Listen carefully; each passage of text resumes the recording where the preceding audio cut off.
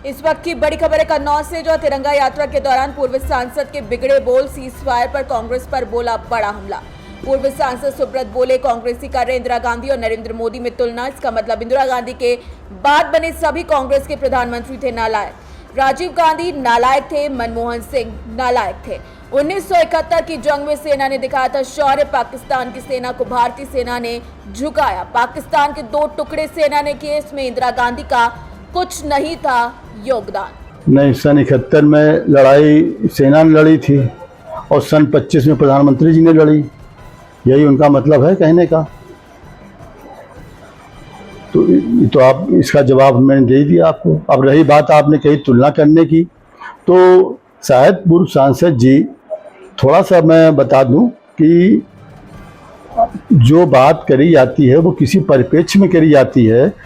एक लड़ाई के परिप्रेक्ष्य में, युद्ध के परिप्रेक्ष्य में बात हो रही है और आप उसमें और प्रधानमंत्रियों को ले आए, क्या इसका तुक है? ये बौद्धिक दिवालियापन की एक बात है। ये इसका जवाब देना मैं मुनासिब नहीं समझता हूँ। ये आज युद्ध की बात हो रही है तो युद्ध की क्या राजीव जी के टाइम में युद्ध हुआ कोई, या मनमोहन सिंह जी के टाइम में कोई युद्ध हुआ?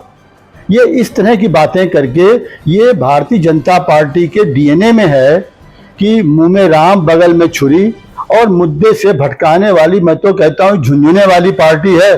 जैसे हमारे लोग झुंझुना पकड़ा देते हैं ध्यान बटाने के लिए, तो ये झुंझुना वाली पार्टी है। ये आज पूरी दुनिया में भारत का सर झुका है ट्रंप की मध्यस्थता के कारण। आज प्रधानमंत्री जी ने बड़े दबाव के बाद 22 मिनट जो बात कही, उसमें से कहीं ये नहीं कहा कि ट्रंप का बीच में कैसे आ गया, ट्रंप ने क्यों ये घोषणा करी, ये भारत सरकार ने घोषणा क्यों करी। दूसरा, दुनिया में हमारा मान और कम क्यों हुआ कि सीज फायर बगैर किन्हीं शर्तों पे हुआ। प्रधानमंत्री सीज फायर के 51 घंटे बाद प्रकट हुए। अगर प्रधानमंत्री 56 इंच वाले थे तो उनको तुरंत आना चाहिए था, राष्ट्र को बताते आके वो कि हमने सीज फायर इन शर्तों पे किया है। इससे सेना का मान बढ़ता। आज आपने सेना का मान मर्दन किया आपने है। आप तिरंगा यात्रा निकाल के उनको इनकैशमेंट कर रहे हैं। आप बताइए, जवाब दीजिए कि आपने किसी भी पोस्टर में सेना का कहीं नाम लिया? आपने, आपके नेताओं के फोटो छपे हुए हैं, क्या वो जंग लड़ने गए थे? इसका जवाब दें पहले। और अगर सेना के मान मर्दन की बात करते हैं तो आज सोफिया कुरैशी को आपके मंत्री ने कहा कि वह आतंकियों की बहन है। आज आपके उप मुख्यमंत्री ने ही कहा भाजपा के कि हमारी सेना और सैनिक प्रधानमंत्री मोदी के चरणों में नतमस्तक हैं। इतना बड़ा अपमान। कांग्रेस ने कहा है कि अगर वो मंत्री से इस्तीफा नहीं दिलवाया जाता तो ये समझा जाएगा कि प्रधानमंत्री जी ये कहलवा रहे हैं। उसके बाद आपको याद होगा, रक्षा सचिव विकास मिस्त्री, किस तरीके से उनको ट्रोल किया गया, उनके पूरे परिवार को डिस्टर्ब किया गया। क्या उनकी खता थी? वो तो एक सरकारी नौकरशाह है सैन्य विभाग के। हिमांशी नरवल, क्या उसका कसूर था?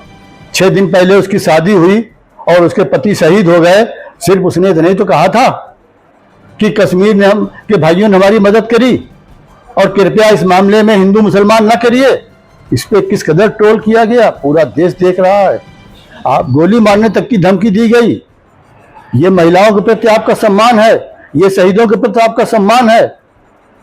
ये सिर्फ मुंह में राम बगल में छुरी रखने वाले लोग हैं। ये सत्ता के जरिए ये गुमराह करके झूठ बोल के सत्ता पाने वाले लोग हैं। 2014 में झूठ बोल के सत्ता पाई, 19 में पुलवामा के नाम पे, सैनिकों के नाम पे सत्ता पाई। तो आज ये उसी तरीके की बुनियाद अब बना रहे हैं, आगे 29 की तैयारी कर रहे हैं। इनके पास अपने पास कुछ नहीं है।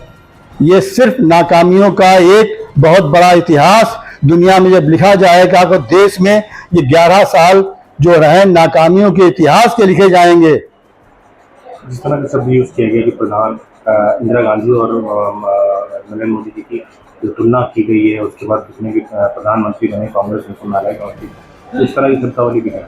देखिए, ये तो भाजपा का आप देख रहे हैं कि प्रधान, इसका मैं यही जवाब दे रहा हूं कि आज मैंने जो अभी नाम आपको सोफिया कुरैशी को लिए जिन मंत्री ने कहा, जिनने प्रधानमंत्री के नतमस्तक के लिए कहा, विकास मिस्त्री को जिन लोगों ने ट्रोल किया, हिमांशी नरवल को जिन्होंने ट्रोल किया, इनके खिलाफ भारत सरकार ने संज्ञान में लेके कोई कार्रवाई करी? ये इनके डीएनए में है। अपनी नाकामियों को छुपाने के लिए ये बौखलाए हुए हैं। आज पूरी दुनिया जान रही है कि आज भारत की जो हमारी नीति थी, विदेशी नीति, उसको इन्होंने ट्रंप के हाथों में गिरवी रख दिया है। आज प्रधानमंत्री जी ने अभी तक, सरकार ने, संगठन ने जवाब नहीं दिया है कि अमेरिका मध्यस्थता क्यों कर रहा है।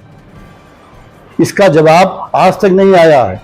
तो आज इसको छुपाने के लिए वो इस तरह की बयानबाजी करके देश का ध्यान बटाना चाहते हैं, लेकिन देश की जनता ने 4 जून को दिखा दिया है और आगे भी अब जनता इनकी बातों में नहीं आने वाली है। और 29 में भी इनको, और उससे पहले 27 में उत्तर प्रदेश में भी जनता इनको सबक सिखाएगी।